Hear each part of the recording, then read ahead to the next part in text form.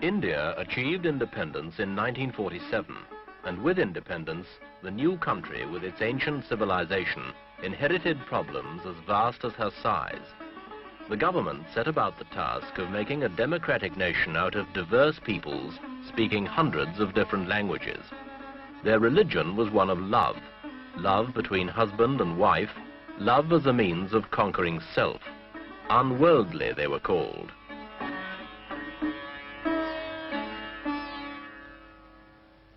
But they were united in their patriotism for Mother India, and some of India's harshest problems began to yield. One problem, the most serious, did not. The problem of Muslim versus Hindu, of Pakistan versus India. This week, Echo looks at the dangers of the confrontation between India and Pakistan.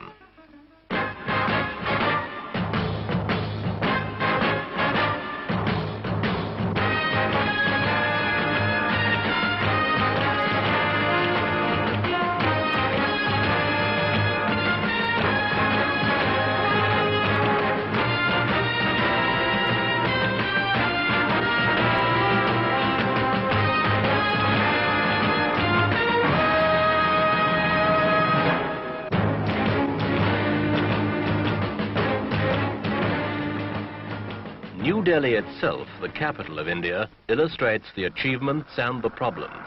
A modern city, modern amenities, business life, shops, housing, employment, organization, the rule of law, care for the environment, planning, administration.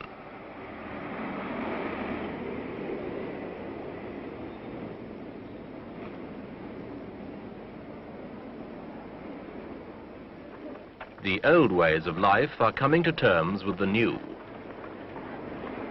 Overpopulated still, but India has made headway in controlling a disastrous rise in the birth rate. Indian farmers are taking to new ways. Miracle rice and wheat are beginning to feed the stomachs of a country that contains nearly 15% of the human race. The effects can be seen. Things are better.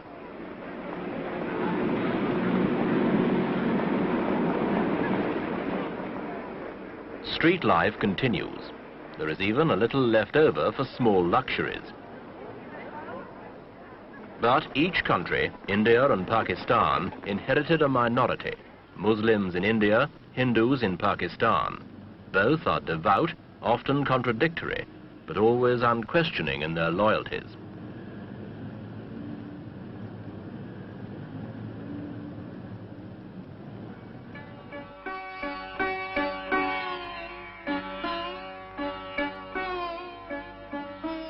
The Ganges, the sacred river of the Hindus, contains along its banks the continuing history of Hindu architecture and of Hindu devotion.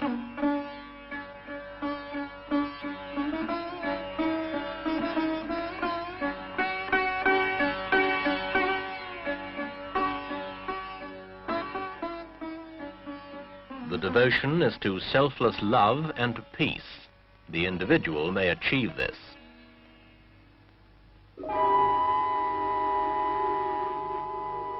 Others have war and hatred brought to them. A new terror has come.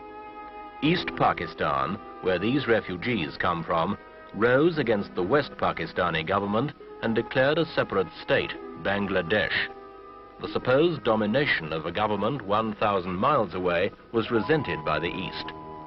West Pakistani forces were ordered to take over. Muslim fought Muslim. There were scenes of indescribable brutality. Little mercy was shown.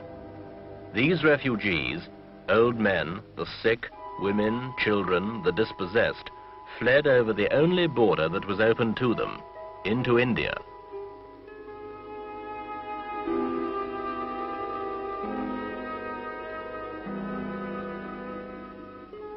They cannot go back.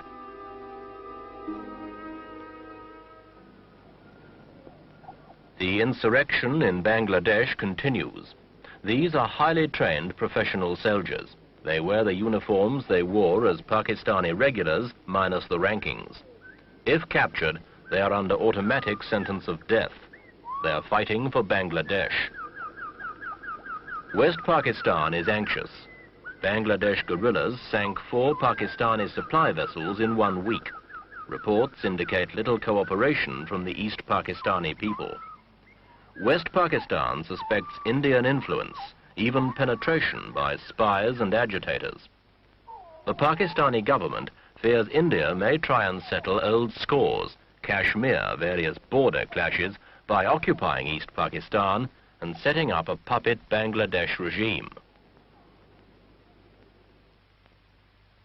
Pakistan's President Yahya Khan keeps his eyes on the Indian border. Well, I'm watching it with great patience.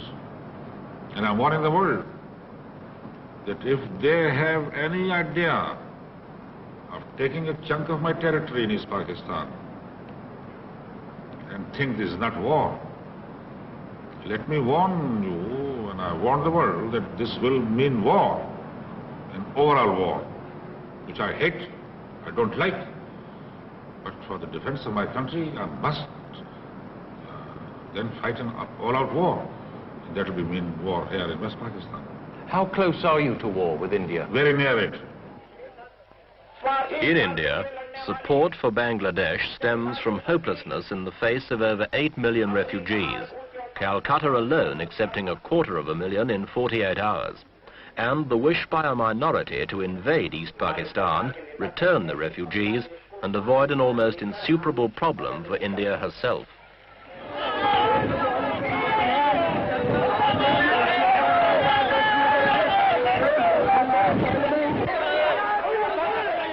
The police managed to retain control and try, wherever possible, to cool hot tempers, in line with the government's policy of Indian sovereignty and control within her own borders, while avoiding provocation to those outside.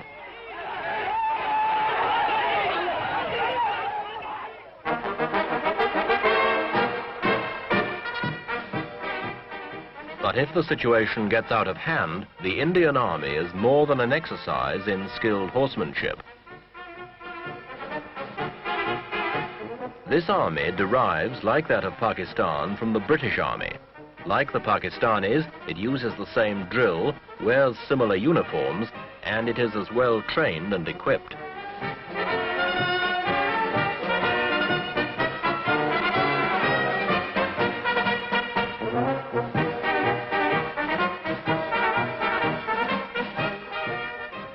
Should these two forces meet in combat, it will not be with ceremonial pomp.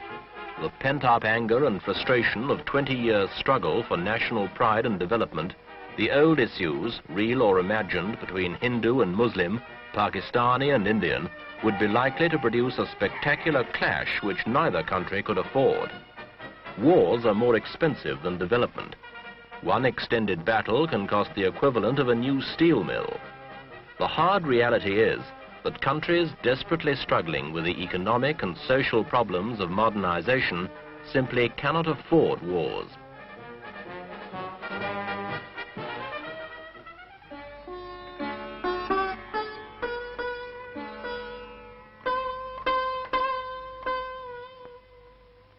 Civil war in East Pakistan. Crisis in the subcontinent. The tension has spread. Allies of the two countries have tried to intervene. The signs have been ominous. Alongside modern technology, however, there remains patience, perseverance, hereditary skill.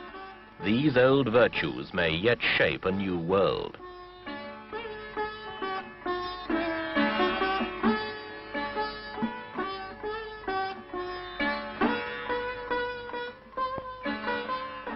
It is difficult to counsel patience to a people who have suffered centuries of poverty, famine and underdevelopment, both Indian and Pakistani. An outburst of frustration would not be hard to understand. In a situation that has not yet slipped beyond the control of the countries involved, the accumulated wisdom and strength of ancient civilizations may once again retrieve security and peace of mind. The ability to adapt and endure has been proved over thousands of years. This may now be needed, perhaps more than science and technology, in the way that lies ahead.